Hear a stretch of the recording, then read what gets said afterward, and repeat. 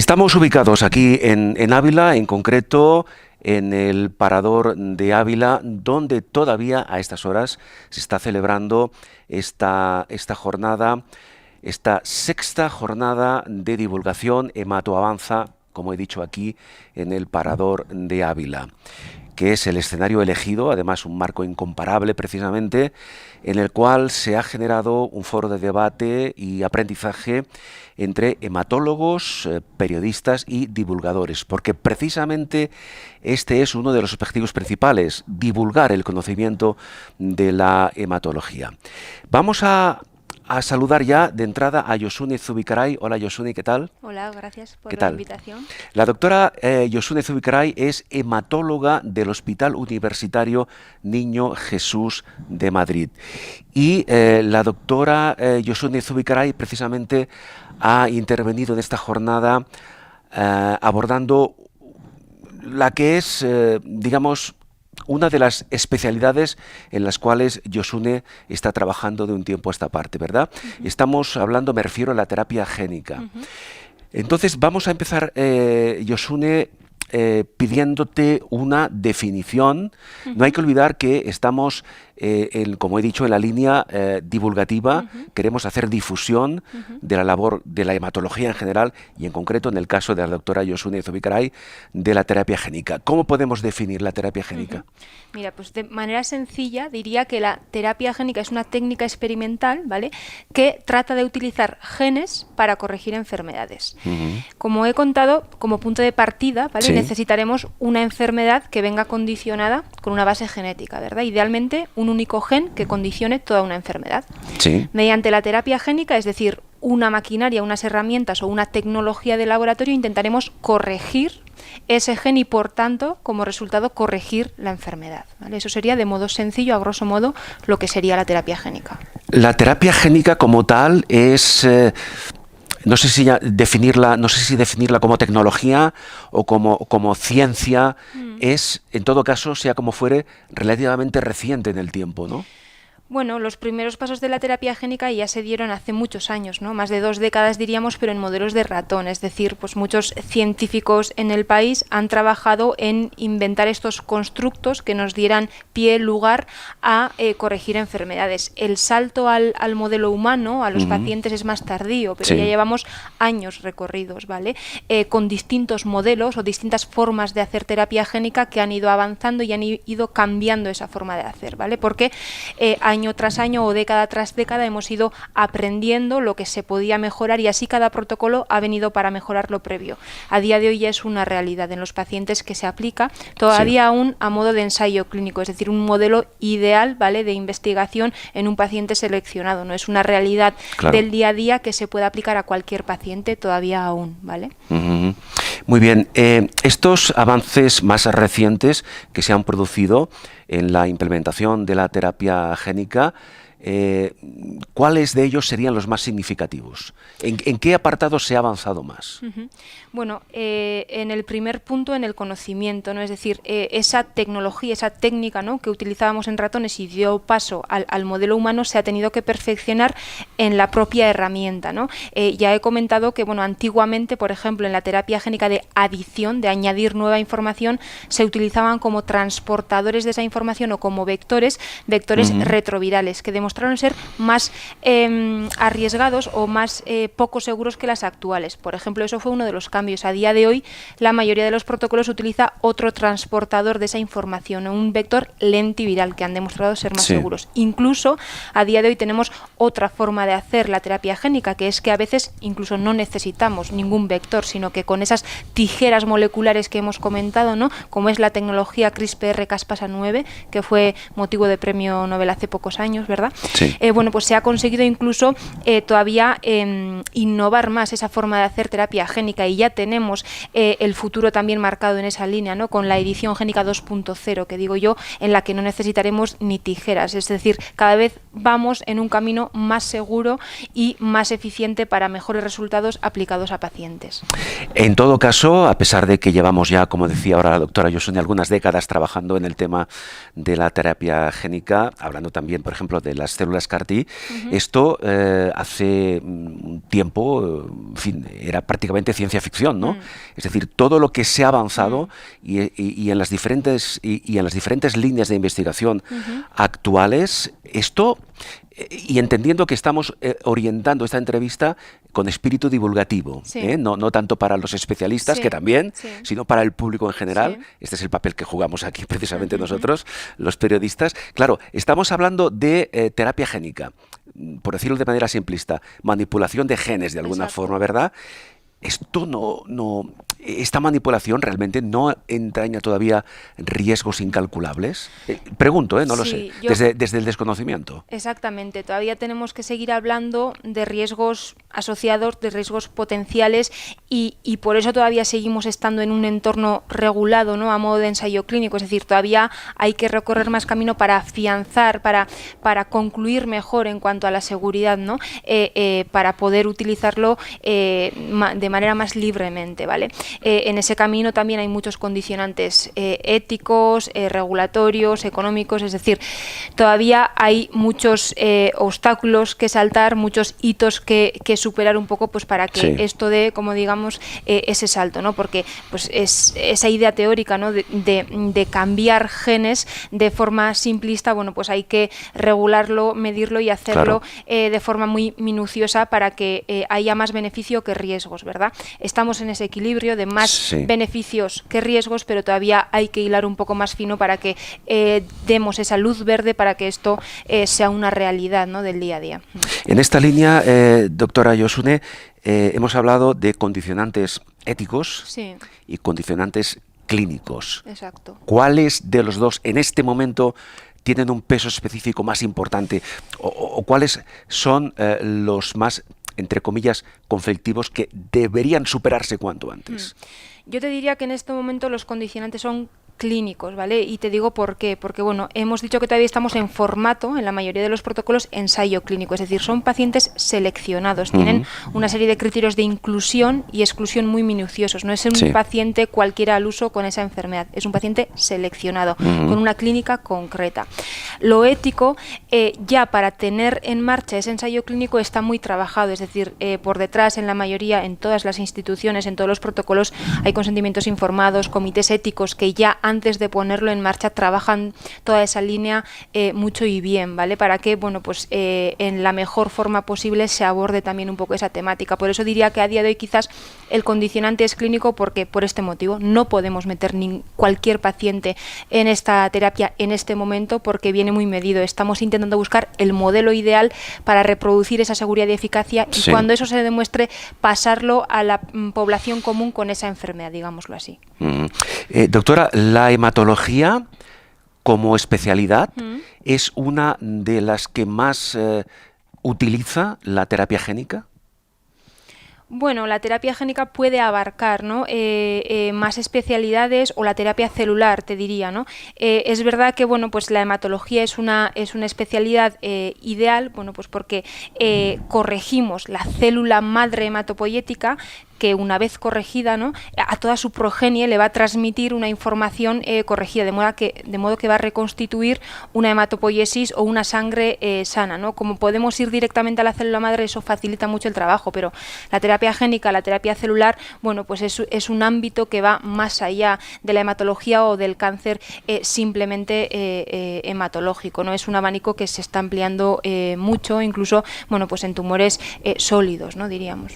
Hablemos también un poco de cuál debe ser el perfil del paciente.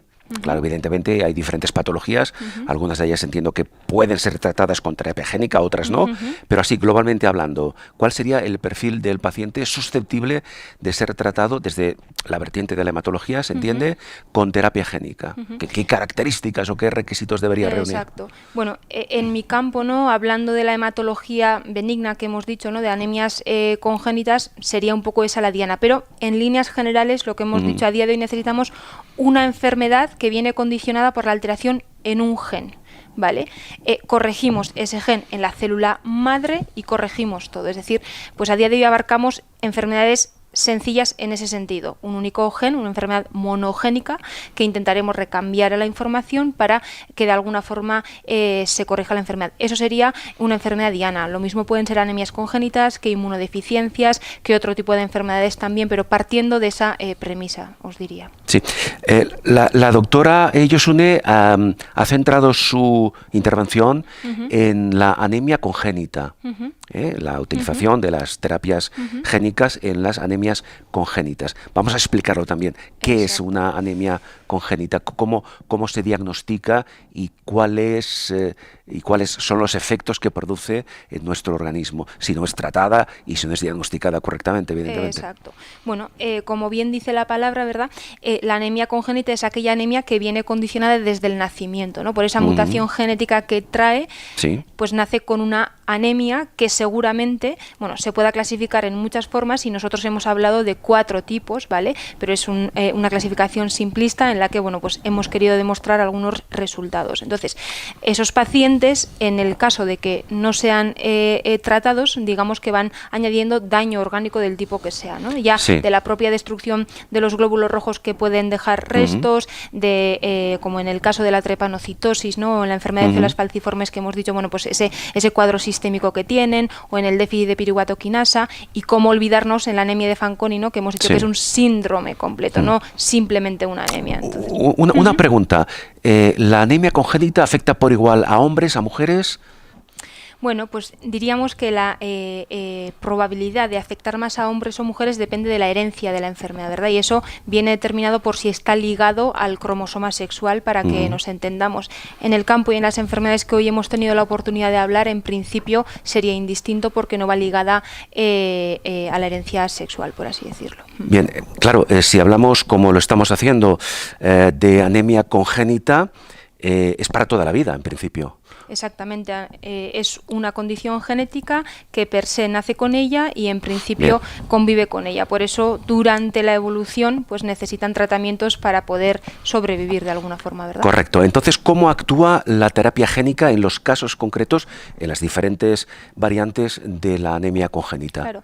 La terapia génica podría suponer un antes y un después para estos pacientes, ¿no? Pongamos de ejemplo pues una anemia congénita sencilla como la talasemia que hemos dicho. Estos son niños transfusión dependientes crónicos, con los efectos secundarios a largo plazo vista que puede suponer una transfusión, incluso a veces necesitan un trasplante, ¿verdad? Si la terapia génica viene para quedarse y cambia su condición, se convierte en niños transfusión independientes, ¿vale? O incluso se liberan de esa dependencia incluso del hospital, ¿no? Entonces, puede suponer un antes y un después para ese día a día de esos pacientes. Cuando la anemia congénita se presenta en forma de síndrome, ¿esto qué implica en el tratamiento?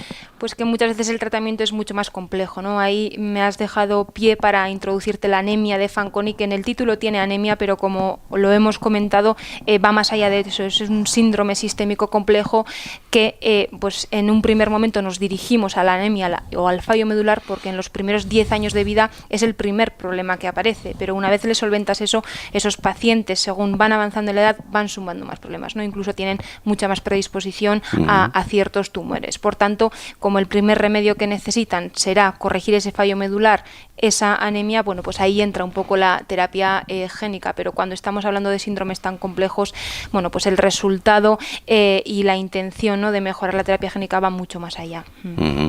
El paciente diagnosticado con anemia congénita puede, con un tratamiento adecuado me refiero, y con una supervisión por parte del especialista, puede desarrollar su vida cotidiana con normalidad, o esto implica alguna serie de condicionantes? Bueno, es muy variable dependiendo del tipo de anemia que nos refiramos, pero en general son pacientes que van sumando daño, ¿no?, a lo largo de la vida, son pacientes dependientes del hospital, son pacientes que necesitan tratamiento crónico, incluso muchas veces a expensas de una mala calidad de vida, como puede ser en las drepanocitosis.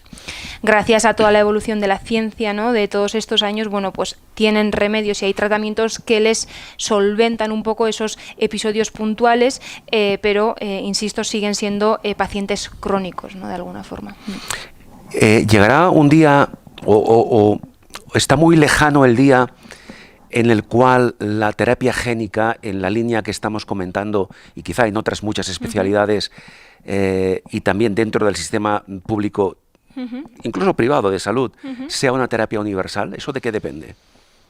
Depende de muchos factores, ¿no? Y todavía yo creo que para llegar a ese punto hay mucho recorrido por hacer, ¿no? Empezando desde más pacientes tratados, es decir, hoy hemos comentado algún paciente o alguna enfermedad donde todavía son 2 o decenas de pacientes tratados, ¿no? Entonces, bueno, pues eso, para que sea universal, primero tiene que demostrar X resultados, ¿no? Claro. Delante de las agencias reguladoras. Una vez se dé eso, pues habrá que modular, ¿no? Cómo se puedan condicionar la producción de todo este tipo de medicamentos o terapias, los costes, y cómo eso puede absorberse en un sistema de salud público o privado para que sea una herramienta disponible en todas las consultas, ¿no? Porque insisto que todavía estamos aplicando estas terapias en modelos ideales de pacientes, Claro. en una enfermedad concreta.